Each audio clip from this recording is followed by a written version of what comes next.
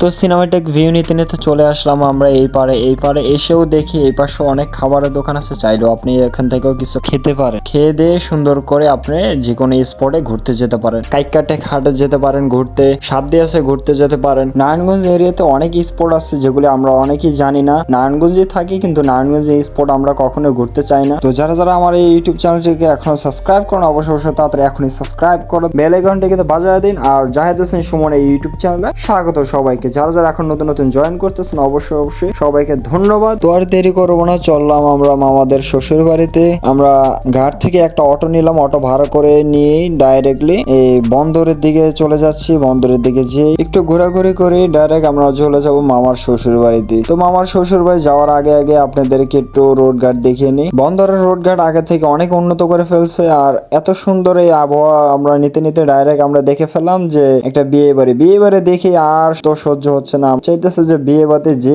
এখন বিয়ে খেয়ে চলে আসি। তো বিয়ে খাওয়া তো হবে না, আমরা তো অটো নিয়ে ডাইরেক্ট মামার শ্বশুর বাড়িতে যাচ্ছি। এমনি শ্বশুর বাড়িতে যাচ্ছি, আবার বিয়ের খাওয়ার চিন্তা মাথায় ঢুকে গেল। তো আর কথা বাড়াবো না, আমরা বলতে বলতে মামার শ্বশুর বাড়ি খুব কাছাকাছি চলে আসছি। এই বিকেলের শীতের মৌসুমে মামা মামি আর ছোট বোন আর ছোট ভাইকে নিয়ে আমরা খুব কাছাকাছি চলে আসছি মামার শ্বশুর বাড়ির সামনে। তো দেখতে দেখতে মামার শ্বশুর বাড়ি চলে আসলাম। তো এসে গাড়ি থেকে নেমে ছোট ভাইকে নিয়ে একটু ঘুরে ফিরিয়ে ভিডিও করতে লাগলাম। ভিডিও করতে করতে একটু ছোট ভাইয়ের সাথে মজা করলাম। এই অটোওয়ালাকে অটো ভাড়া দিয়ে আমরা অটোওয়ালাকে বিদায় করে দিলাম। বিদায় করে দিয়ে আমরা দেন ঘরে প্রবেশ করলাম। ঘরে প্রবেশ করে দেখি দেন অনেক সুন্দর করে ঘরটাকে সাজিয়েছে মামার শ্বশুর বাড়ি। প্রথমবার আসলাম তো শ্বশুর বাড়ির মধ্যে হাড়ি তো আর নিয়ে আসি নাই, সাথে ঘরে ফল ফ্রুট নিয়ে আসছি আর কিছু মিষ্টি মুষ্টি নিয়ে আসছি। দেন এগুলোই আর কি করবো। তো নাস্তা পানি করে আমরা আবার বের হয়ে গেলাম, বাসা থেকে বের হয়ে গেলাম। বের হয়ে একটা রিক্সা নিয়ে আমরা আবার ঘুরতে থাকলাম। ঘুরতে করতে ডাইরেক্টলি আমরা আবার বাসা ব্যাক করলাম। তো ব্লগটি আজকে এই পর্যন্ত শেষ করে দিচ্ছি। যারা এখনো সাবস্ক্রাইব করেন অবশ্যই সাবস্ক্রাইব করে দাও। আর নারায়ণগঞ্জে ফুল ভিডিও পেতে অবশ্যই জাহেদ হোসেন সুমন এই ইউটিউব চ্যানেলকে সাবস্ক্রাইব করে দাও। Thanks for watching this video.